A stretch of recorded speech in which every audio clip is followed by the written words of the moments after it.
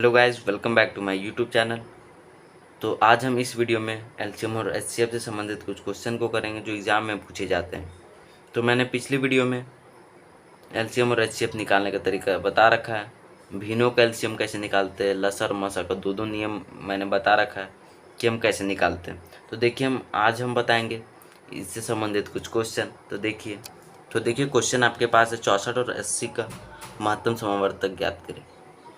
तो यानी कि इसको शॉर्ट में कहते हैं मसा, इसको म और इसको स, यानी कि मसा निकालना बोल रहा है, जो मैंने पिछले वीडियो में भी बता रखा है। अगर आप नहीं देखे तो आप जाके देख लीजिएगा, डिस्क्रिप्शन बॉक्स में मैं लिंक दे दूंगा। तो देखिए 64 और 80 का मसा निकालते हैं। तो देखिए मैंने बता रखा है, लेकिन मैं फिर भी एक बार फिर से बता देता हूँ कि 64 है। तो जब 64 और 80 का जब मसा निकालने बोलता है तो हम पहले सबसे छोटी संख्या को इस तरह, मतलब सबसे छोटी संख्या से भाग देते हैं। तो अगर मेरे पास 3 डिजिट रहता तो जो मेरे पास शेष बच जाता है, या फिर नहीं बचता है तो जो मसा आता है हम उससे फिर भाग देते जाते हैं। तो देखिए मेरे पास 64 है, अब मेरे पास छोटी संख्या तो 64 है, तो हम 64 से भाग देते हैं। तो हम भाग दे रहे तो 64 एक 64 6 1। अब इसको फिर इसी को हम भाग देने वाली संख्या बना देते हैं, और जिससे हम भाग देते हैं उसको हम उतार देते हैं। तो अब हम 64 को उतार दिए। 64 को उतार देने के बाद भाग लगाते हैं, तो 16 चौके 64, ये कट गया, यानी कि हम जिससे भाग दिए वो संख्या मसा हुआ। तो ये नॉर्मल क्वेश्चन था, मसा इज इक्वल टू 16। चलिए बढ़ते हैं अगले क्वेश्चन की ओर। तो देखिए क्वेश्चन है कि इन्हीं दो लगातार संख्याओं का महत्तम समावर्तक ज्ञात करें। तो हम पहले कोई भी दो संख्या ले लेते हैं, जैसे हम ले रहे हैं 6 और 7, और नॉर्मल इसका मसा निकाल देंगे। महत्तम समावर्तक बोला यानी कि मसा निकाल देते हैं। 1 से भाग लगाते हैं 6, 1 बचा, 1 को फिर 6 से भाग देंगे, कट गया 6 बार में।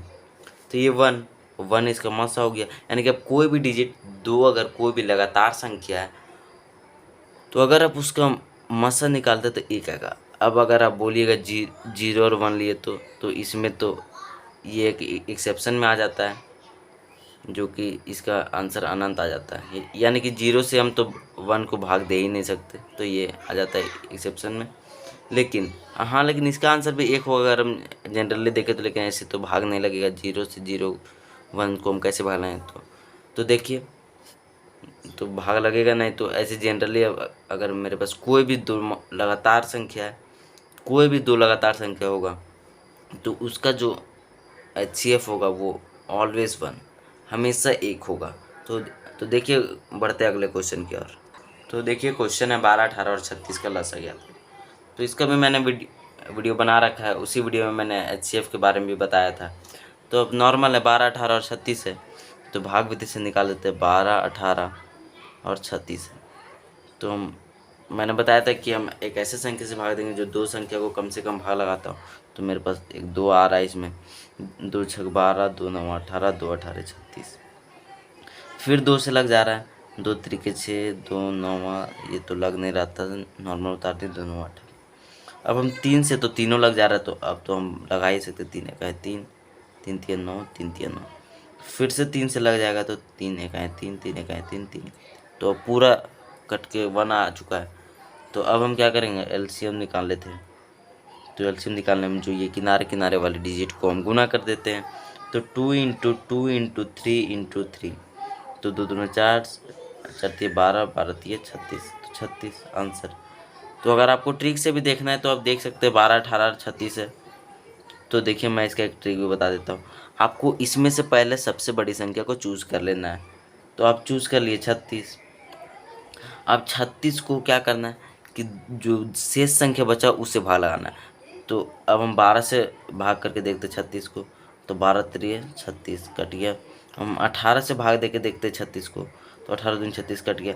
यानी कि इस जो संख्या का मसा है वो 36 होगा। तो देखिए नॉर्मल, अगर नहीं भाग लगता तो हम क्या करते, तो हम ये करते कि 36 जो सबसे बड़ी संख्या है उसका दुगुना करते 72।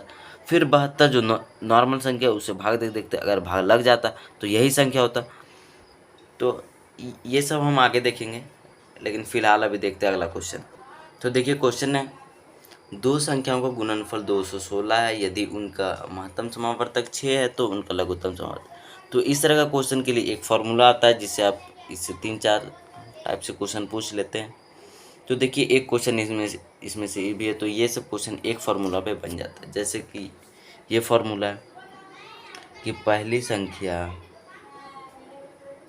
गुना दूसरी संख्या इज इक्वल टू लसा इंटू मस। बस नॉर्मल है, जिसका मान नहीं दिया हुआ है उनको क्या कर देंगे, एक्स रख लेंगे। तो देखिए पहली संख्या तो नहीं दिया हुआ है ऐसी, तो ये दोनों को गुना करके दे रखा है तो 216 है।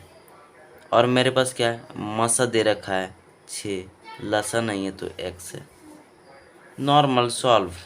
देखिए 216 है, ये इसके साथ गुना में, तो 6 जो है गुना में वो इधर आके भाग में हो जाएगा, एक्स इधर इक्वल टू में रह जाएगा।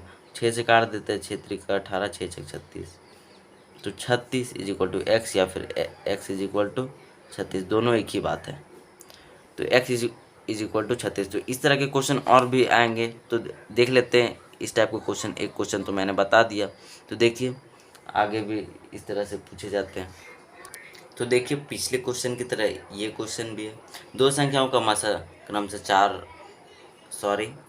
सॉरी यहाँ पे क्वेश्चन में गड़बड़ है, मसा और लसा होगा, और लसा, मसा और लसा। तो दो संख्याओं का मसा और लसा क्रम से 4 और 8 है, यानी कहने का मतलब है कि मसा 4 और लसा 48 है, 48 है। यदि इनमें से एक संख्या 12 है तो दूसरी संख्या क्या होगा। नॉर्मल पिछले क्वेश्चन के जैसा ही है, आप आसानी से सॉल्व कर सकते हैं। तो जैसे मैंने कहा था पहली संख्या इंटू दूसरी संख्या इज इक्वल टू लसा इंटू मसा। तो पहली संख्या यानी एक संख्या दिया हुआ है 12, दूसरी संख्या जो है नहीं दिया हुआ है तो एक्स हम ले लेते हैं, और मसा इंटू लसा तो 4 इंटू 48 मसा इंटू लसा। तो अब हम इसको सॉल्व कर देंगे, आंसर आ गया। जो एक्स का मान आएगा वही क्या होगा, दूसरी संख्या होगा। तो x इज इक्वल टू हम कर देंगे, तो ये तो इधर इसी तरह रहेगा, तो ये इधर गुना में तो 12 इधर भागा में आ जाएगा, और हम इसको से काट देंगे, 12 चौके 48। अब 4 चौके 16, तो 16 क्या होगा, दूसरी संख्या। वीडियो कैसी लगी कमेंट जरूर कीजिएगा। अगर वीडियो पसंद आएगा तो लाइक शेयर और सब्सक्राइब जरूर कीजिएगा। Thank you.